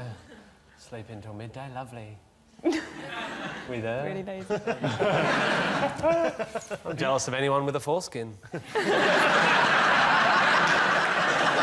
I can do something which will make you all jealous, especially Joe. Look, I can do this. Whoa! Forget Joe, that's amazing! Is that the Olympic symbol? What? Joe. Yeah. He's just trying to make sure I know. Look at the amount of people in our audience currently going... Do you start from the little one and work forward? If you've just tuned in, we've gone mental. OK, so top reason people are jealous of their friends. I'll give you a clue, it's a really superficial thing. Yeah, it'll be money or having a hot girlfriend, boyfriend. Hair's not far off. Hair, looks. Looks. Noses. Long arms. Long Skinnier is the right answer. What? She got the right answer. Skinnier. Yeah, that's... Apparently the top reason people are jealous of their friends is because they're thinner. 52% of people would be willing to give a full-body massage to their best friend. True or false? Depends who your best friend is, doesn't it? If your best friend. I think yes. If your best friend goes, oh, I'm so achy. Who's your best friend? Claudia, who's your best friend? Vicky. And if she was very achy and she lied down, took her clothes off. Yeah. Bring out the oils. Oh, I haven't even thought of oils. Well done. I definitely wouldn't let a friend do acupuncture on me. The mistake with the full body, and they only make it once, is when they say, get undressed, and you do. They don't actually mean... They mean keep your boxers on. They actually mean... They don't say it, but I would say to anyone going for one, make sure you leave your boxers on, because if you're supposed to take them off, that's less embarrassing than if you're supposed to leave them on, isn't it? Yeah. Somebody walks in and goes, oh, you're supposed to take them off. You go, all right, what am I like? If you've got them off, they go, security. OK, so what are you going to go for, true or false? It depends how many men were asked, of course, but I think it's... You think true? I think it could be true, to be honest. You both think true. I think I'm going to overrule and say false. But you're the captain. You're the captain. I very rarely do it, guys, but I'm doing it this time. OK, well, I can tell you the answer is true. Yes, 52% of people would be willing to give a full-body massage to their best friend. Unlucky Jason. If you had an embarrassing medical condition, would you rather talk to a friend or a doctor? Can I ask the doctor a question? Go on. What's the coughing? Why do you cough when your balls are in people's hands? You don't. It's a complete... Has anyone actually been asked to cough? I've been asked to cough. Yeah, I have, yeah. He wasn't a doctor, but he asked me to cough. I got my balls checked, and... Here we go. I went into this... It was a new doctor, and I was lying there. And actually, it's weird, because you think, where do you look? Like, you know, there's nowhere to look. And at one point, our eyes met. And obviously, to fill the silence, I was thinking, what can you say? I'm not saying anything. And he had my hand... He was like this, over me like this, and he went... So what's Jimmy Carr like?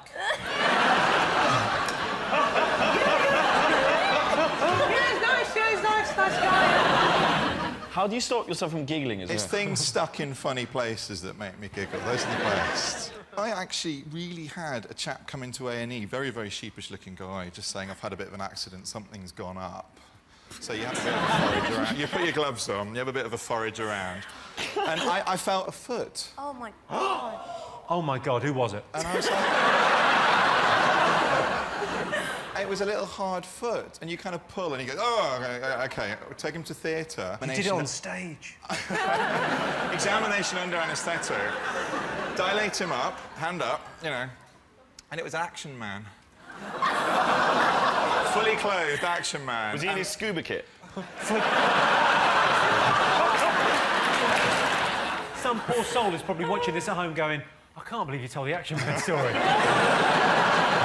It is an amazing thing with your show, the idea that people have got an embarrassing problem and they just go, Yeah, I'm embarrassed. I've never shown my friends. I've waited 10 years to tell anyone about this. I don't mind the cameras being here. Don't worry about that. Have a look at it.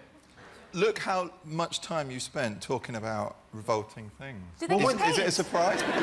I want to ask a question, if you don't mind, Christian. I know you get asked questions all the time. Go for it, go for it. And this is personal. Okay. But you know when you get a Q-tip, like a bud, and you stick it far enough down your ear, that makes you cough. Why is that? I wondered. I just want to know why that is. Don't you get that? You go. You just go. You go. I'm not the only one. I know other people get that. Well, let's do it. Let's do it. Who gets that? Come on, who gets that? Who's done that? No one has done that. Don't know who's the Clean answer. your ears out. Hey? Why'd you clean your ears? Hey? We got a Q-tip. Oh, we've got a Q-tip. Hang on, this is handy. Got a Q-tip.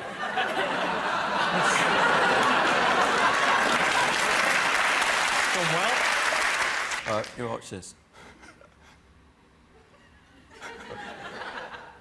That hasn't worked. I can't understand, Jack, why you couldn't fake a cough at this point. Yeah, come on, please.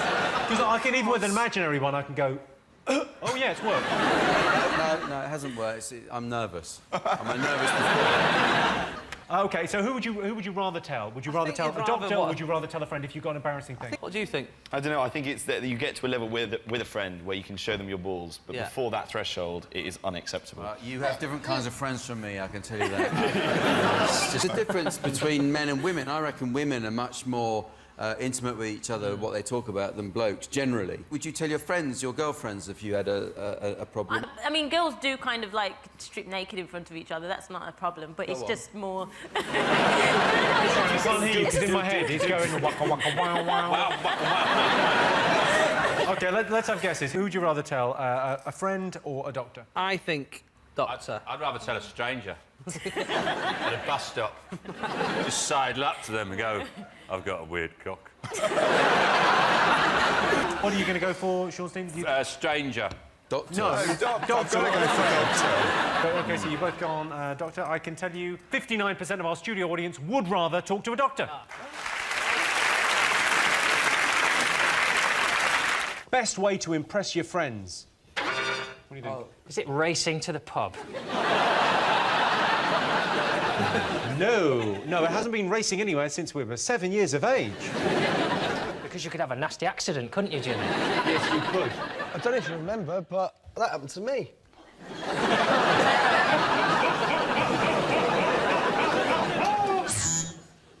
Magic. Can you do any magic? Can you? No, I can't, but I think if I could, my friends would be impressed.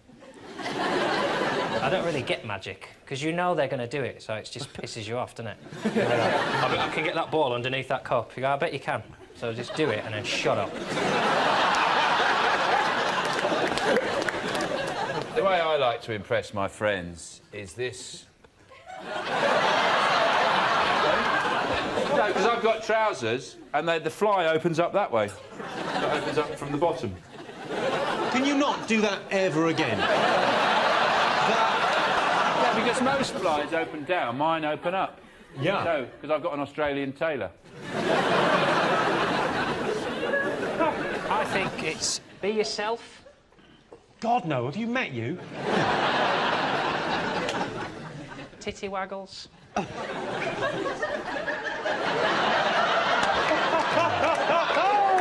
Now another titty waggle there, please. Just Will you be my friend? Yeah, I want to be a friend. That's a pretty impressive titty waggle. The best way to impress your friends, and is what I do, is I show them my hole. Could you? I mean, that's a pretty full answer. Oh, I see. Oh God. I see how you could. No, I don't. Just. I've been digging this hole for a long time. After the last 3 years, I do 2 hours every day digging this hole in the back garden, and it's so deep. And I always say, come and have a look at my hole. It's actually. That's number 3. Joe, how do you impress your friends? I impress my friends by getting up from a chair without any help. How much? Because I've noticed the thing where how much noise do you make when you get up from a chair these days? Is quite. Well, if I don't make any noise as well, I get extra points. Yeah, that's always the impressive thing. Also, extra points if I don't wet myself. It's quite complicated, actually. There's a lot going on. There's a whole point there is a lot system. going on. And is this going to be a rule at the end of this show? Because at the moment I'm in the lead. If you're going to get 2 extra points for not soiling yourself when you get out of the chair. Actually, I've done a little poo already. Best way to impress your friends? Is it act stupid? It's not acting stupid, no. It's, well, I suppose that's one way you could do this. Being funny. That is the right answer. Yes, the best way to impress your friends is to make them laugh. It's a shame for John because he's really funny, but he hasn't got any friends. OK, you've chosen the mugger. Here is a clip. Is he a mugger? Yes, he is. That's a bit judgmental, isn't it? Yeah. Here's a clip to illustrate the question. I've developed a practical, easy-to-learn self-defense program for seniors. In this segment, we want to teach you how to defend yourself against a rear low-section bear hug attack. Low section means that the attacker is grabbing you about the elbows. It is not possible to throw the arms off. In this case, you would step to your left, reaching back with your right hand, testicles, and squeezing. Or you could step to your right, reaching back with your left hand, grabbing testicles and squeezing. In this case here, the first thing that's very good to do is to take your forehead and bang as hard as you can on the person's nose. A second thing that's a real possibility is step to the side, take your hand, your testicles, and squeeze. Jackie Chan would never do that, okay? He'd like totally like just go psh, psh, psh, wah, wah, take him down. Yeah, but they wouldn't do. Can I just point something out to you? They wouldn't make an instructive self-defense video for Jackie Chan. This is for people who aren't Jackie Chan. The idea is helping old people who get attacked. You know when you go out and you attack old people? OK, now here's your related question. If attacked, most people would leave a friend to fend for themselves. True or false? Imagine you're being attacked, Kate. The friend has to help, so he has to run off and get help. Oh, what's that? What's that? Earwigs at the rhubarb.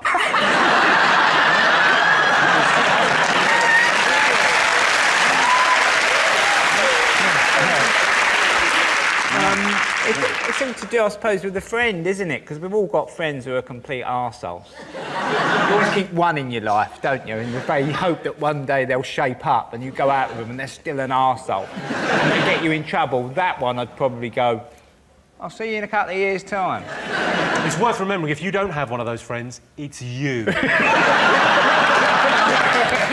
If you or John was attacked, would you help out? The thing is, like, they might think they might come after John, thinking it's me, and then kill John. And I'll be like, it was meant to be me. Why would they care which one?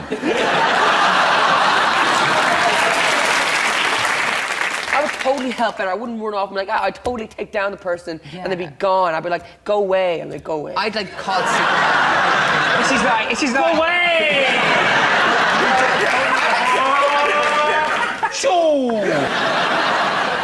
John, if you were walking with a friend, imagine you had a friend, and well, because you live on your own. But if you were with a friend and you got attacked, what do you think? Yeah, if I had a friend, I would fight to the death to keep hold of it. It'd probably be me doing the attacking. Never leave! Okay, when the situation happens, okay, I'd know what I'm doing. Right now, I know what I was doing, but I will know what I'm doing if it ever happens. Yeah, if you get attacked. Yeah, if it's like in an alleyway, someone jumps out with a knife, you would know. Leave the area!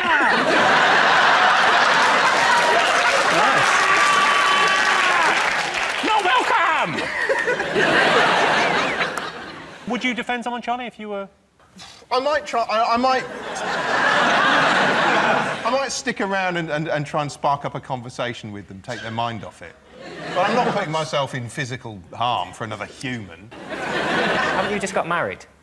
Yeah, well, it's a friend, not a wife. So is this based on? Is this a fact or an opinion? Is this like what people are saying they're going to do, or is it what people will actually do? It's what they're saying. I think they would. If they're saying, it's easy to say you're going to do it. Of course they're going to say they're going to stick it. Well, you didn't. You said no. I won't bother. I think you all would do it. You're just being cynical. I think all of you I are intervened in a fight gentlemen. once. You're gentlemen and you would. I would. You think I would stay and defend a friend? Yeah. You, Lorraine, are a very poor judge of character. Yeah. I was once out with some friends on a night out and we got attacked. And I went and got us a taxi. While the fight was ensuing, I thought there's going to need to be transport when this when this finally settles down. And I was quite right. To the hospital, please. Yeah. Imagine, Jimmy, you'd go and get changed into your jeans, wouldn't you? Just in case you get your clothes ruffled up. I am going to stick around and help you. I just need to change into my jeans. Sean, I tell you, you say that. You're lucky I don't have my jeans on right now, or I'd come over there. Oh, sure. And I would... Sort me out. You haven't got your bloody jeans on, have you? Yeah, but otherwise... Yeah. They're new trousers, so...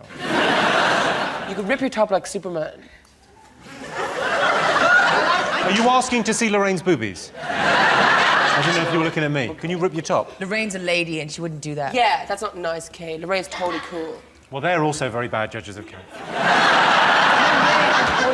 You do say you use cool a lot. I know, because You use too much. I know, you but want to use cool about, I reckon, 30% less. But if I don't say cool anymore. If I was focused, really focused, if I got in the zone, I was totally Try focused. not to say cool for about 10 minutes. See how you get on. Okay. Just a little challenge. Okay, cool. Yes.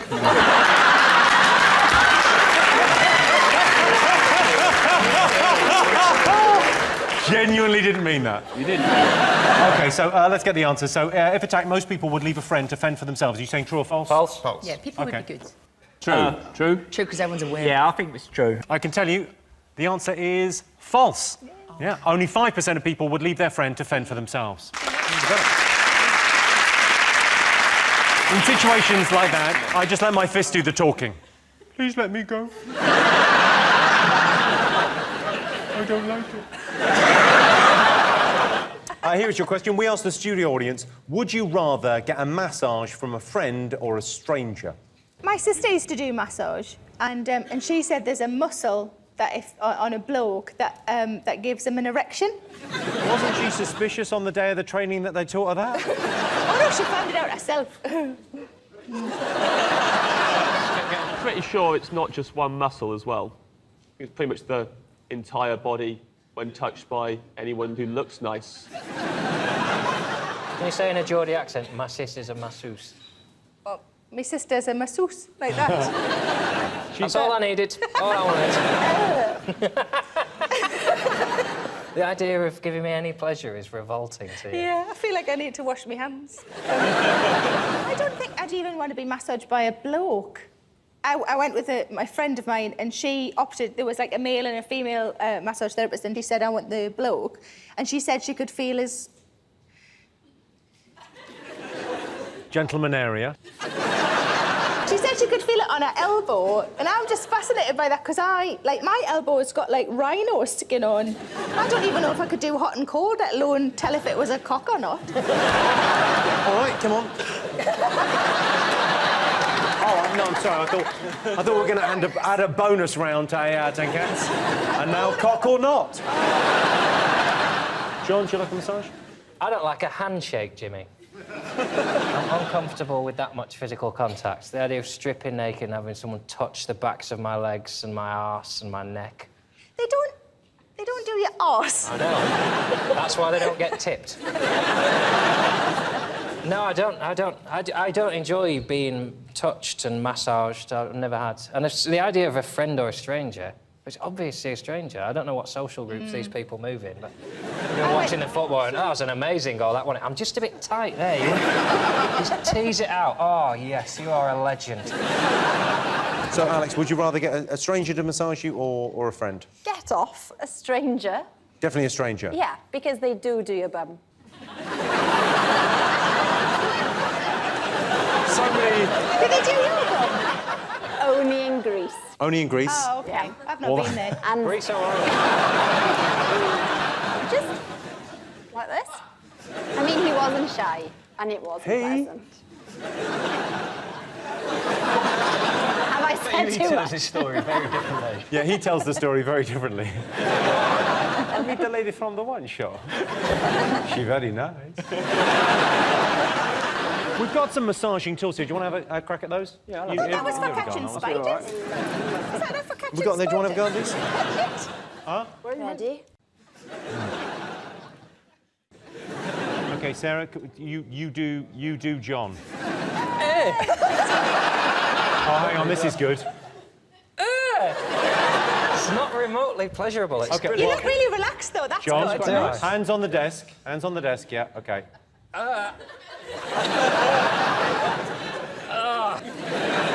There's people on their first night in prison that look less stressed than you. Oh, that's really horrible. No offense. This only works on the head, yeah?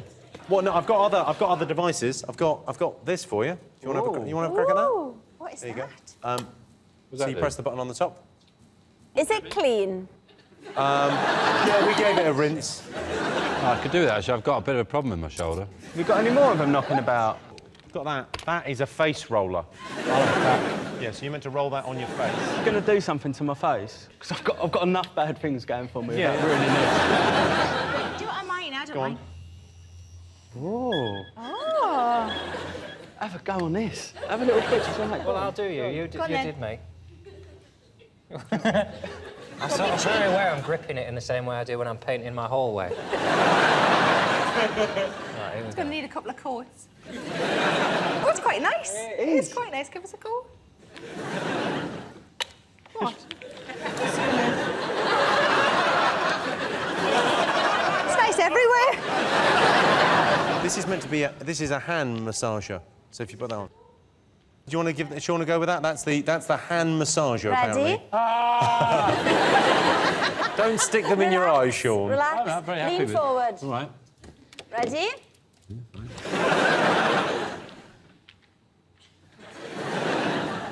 Feels like one of my kids is rubbing a car over me. Is it nice, though? I've fallen asleep pissed on the sofa. I've been woken up in the morning. This kid playing on me. OK, let's get some answers on this. So we asked our audience, would you rather get a massage from a friend or a stranger? John, what are you going to go with? Stranger, obviously. You're going stranger, OK. What are you going to go for? I don't really matter to me, because if I take my glasses off, don't know who it is. Could be the Pope.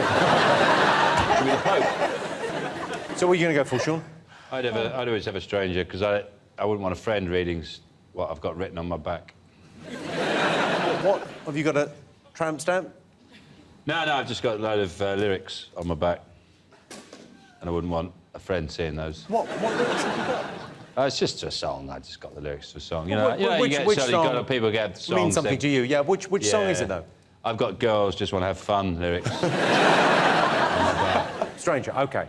I can tell you 78% of our studio audience would rather get a massage from a stranger than a friend.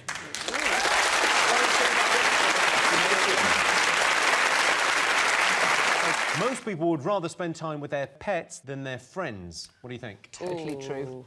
Really? What pets have you got? Well, I've got 3 dogs, but one of them's a working dog, so she's sort of a pet. She's When just you in say the a office. working dog, do you mean It's just like typing solves away. crimes? Yeah, no, she does the housework. She's brilliant. No, she's a sheepdog. She's a sheepdog. Tumble out of bed and hop into the field, pour myself a cup full of milk and run straight, try to get those sheep. I prefer to spend time with my friends' pets than with my friends. Because my friend Karen has a dog that's a King Charles Spaniel, and it gets so excited when it sees me that it vomits on its own face. It's a beautiful image that it goes... Have you got any pets? No, I want to get a pet pig. Cool Because idea. you have to get... You can't just have one, though. You can't have just one? They get lonely. No, They they're get really lonely. Moorish. They get really, really lonely.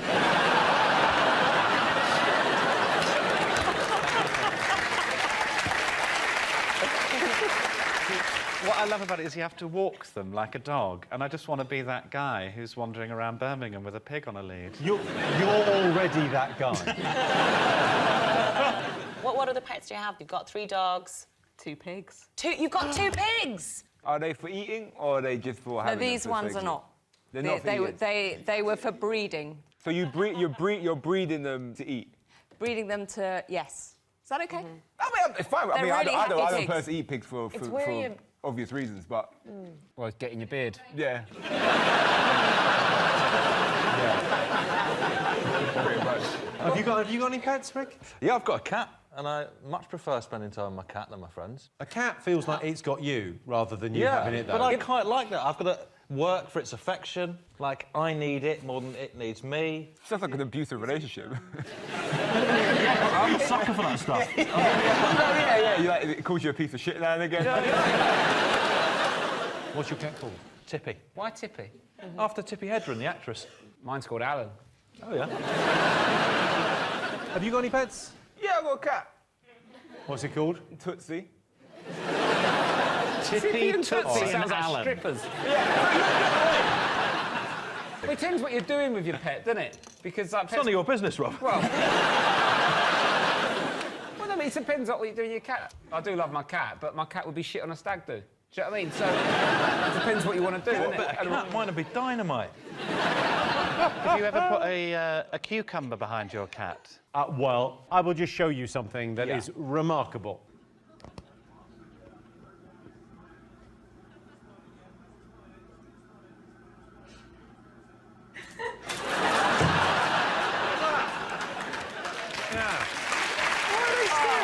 You see, I don't particularly like cats, but I would get a cat just to do that. Just to put a cucumber in. I'm already trying to work out what I'm going to tell my wife about what I'm doing downstairs, letting out the cat and a cucumber. Well, OK, let's get some answers on this. So most people would rather spend time with their pets than their friends. What are you going to go with? I think true. I think true. I think a lot of people love their pets. Well, I'm one of them. Yeah. OK, what are you going to go for, Ashley? False. I think false. You're going to go false. Yeah, OK, so people go want false, you've human gone connection. true. Yeah. I can tell you it's close, but the answer is false. Only 40% of people would rather spend time with their pets. Worst thing about cooking for your friends. What do you think? The fact that your friends are there and you've got to cook. Nothing better than a takeaway on your own, personally. What do you think, Ashley? Worst thing about cooking with your friends, I'd say it's like their dietary requirements. Like I have this thing with my friends where like my friend Rachel, she's like a bit finicky about food. And then Monica used to be a chef, so she gets really involved. Then Chandler always has something sarcastic to say.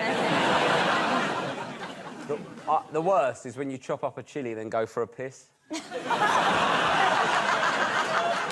There's no pain like it. It comes in waves.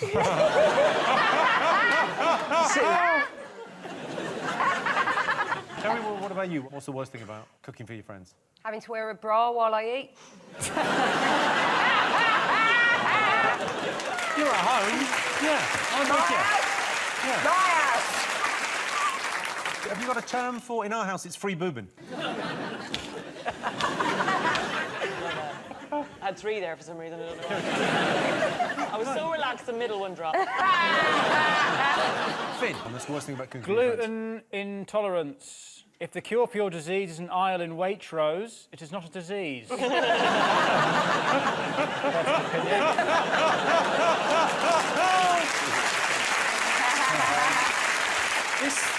This might interest you as a fact. You know it's possible to be gluten-free and shut the fuck up.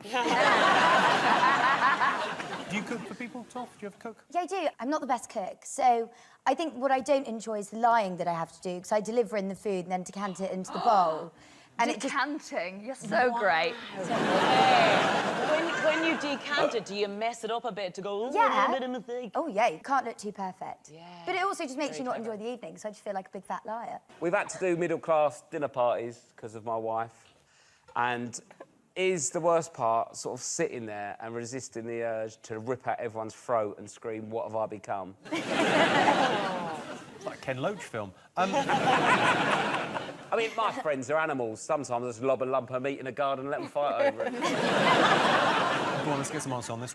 Doing the dishes, that's my guess. That is the exact right answer. Is it? Oh, is it? Yes, the worst thing about cooking for friends is washing up after.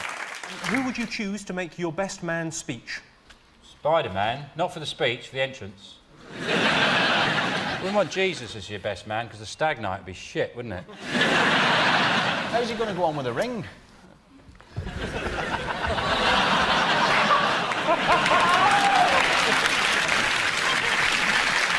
Sean, who do you think the public would choose to do their best man speech? Spider-Man. I think he'd be good, Spider-Man. He'd be a better best man than an usher, you know, when you're showing people bride or groom, that's... Sorry. Who's the bride's father? Like that. The thing with Spider-Man is, like, Spider-Man, Superman, Batman, all the fancy powers. What happened with Elephant Man? What were all that about? Get that one. He didn't even have a cape. OK, who would you choose to do your best man speech? Dave? We're going to go for Bush, yeah. Well, I can tell you that George W. Bush got 10% of the vote. 10%. Spider-Man got 28%. We should have gone for Jesus. But Jesus was the number one answer, so Sean gets the points there. Yes, the top answer there was Jesus. He would, of course, tell the parable of the humble fisherman who got arseholed in Amsterdam and woke up handcuffed to a hooker. 33% of young men say they would what just to impress their friends? Anything. They're mad, they're idiots. Climb a pylon, bum a goat, punch a nun. Anything. 33% of young men say they would spunk on a cracker and eat it just to impress their friends. Oh!